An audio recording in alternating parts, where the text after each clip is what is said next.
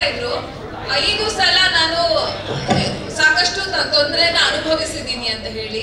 ನೀವು ಹೆಣ್ಣು ಮಗಳಾಗಿ ಸೆಟ್ಗೂ ಹೋಗ್ತಾ ಇದ್ರಿ, ಜೊತೆಗೆ ಮನೆನೂ ಬ್ಯಾಲೆನ್ಸ್ ಮಾಡ್ತಾ ಇದ್ರಿ.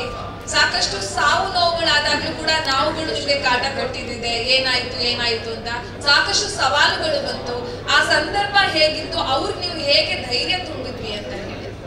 ನಮಸ್ತೆ ಯಶೋಧ ಅವರೇ. Thank you ma'am.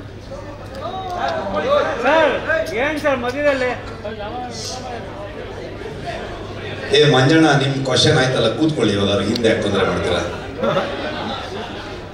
Okay, I think Papa Pragati is waiting to answer. Pragati ಅವರೇ, ನಿಮ್ಮ answer please. Please go ahead.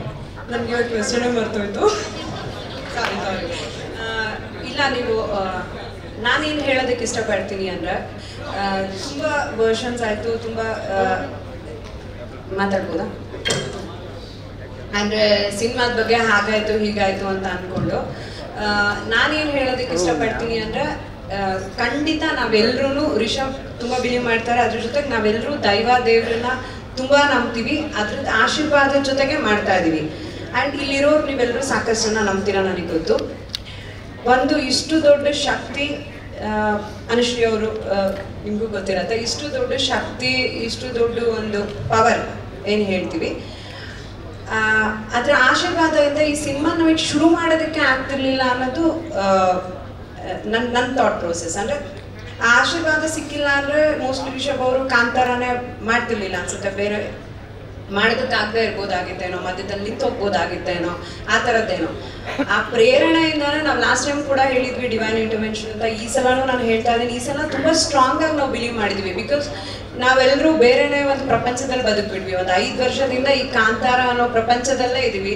ಇದರಲ್ಲಿ ಏನು ಎಕ್ಸ್ಪೀರಿಯನ್ಸ್ ಆಗ್ತಿದೆ ಅಲ್ಲ, ಅದು ವರ್ಡ್ಸಿಗೆ ಸಿಕ್ಕಲ್ಲ. ಅಂದರೆ ಯಾರು ಸುಮ್ಮನೆ ಹೇಳ್ತಾ ಇಲ್ಲ, ಅಂದರೆ ಏನೋ ಆನ್ಸರ್ ಮಾಡಬಾರ್ದು ಅಂತನೋ, ಇಲ್ಲ ಮಿಸ್ಟ್ರಿ ಇರಬೇಕು ಅಂತ ಖಂಡಿತ ಅಲ್ಲ. ಖಂಡಿತವಾಗ್ಲೂ ಎಲ್ಲರೂ ತುಂಬ ಎಮೋಷ್ನಲ್ ಆಗಿದ್ವಿ. ಯಾರಿಗೂ ಅದನ್ನ ಒಂದು ಪದಗಳಲ್ಲಿ ಎಕ್ಸ್ಪ್ಲೈನ್ ಮಾಡೋದಕ್ಕಾಗಲ್ಲ. Some energies are like that. ನೀವು ಅದನ್ನು ಬಿಲೀವ್ ಮಾಡ್ತೀರಾ ಅಂತ ಅನ್ಕೊಳ್ತೀನಿ. ಅಂದರೆ ಕೆಲವೊಂದನ್ನು ಹೇಳೋದಕ್ಕಾಗಲ್ಲ, ಹೇಳಿದ್ರೂ ಅರ್ಥ ಆಗಲ್ಲ, ಅದನ್ನ ನಮ್ಮ ಎಕ್ಸ್ಪೀರಿಯನ್ಸ್ಗೆ ಇಟ್ಕೊಳ್ಬೇಕು. ಸೊ ಹಾಗೆ ನಾನು ತುಂಬ ಅದನ್ನ ನಂಬೋದ್ರಿಂದ ಇವತ್ತು ಇಷ್ಟು ಸಕ್ಸಸ್ಫುಲ್ ಆಗಿ ಏನೇ ಅಡೆತಡೆಗಳು ಬಂದರೂ ಅದ್ರ ಜೊತೆಗೆ ಈ ಸಿನಿಮಾನ ನಾನು ಅವಾಗಿಂದ ಹೇಳ್ತಾ ಇದ್ದೀನಿ, ಇಟ್ ಈಸ್ ನಾಟ್ ಈಸಿ.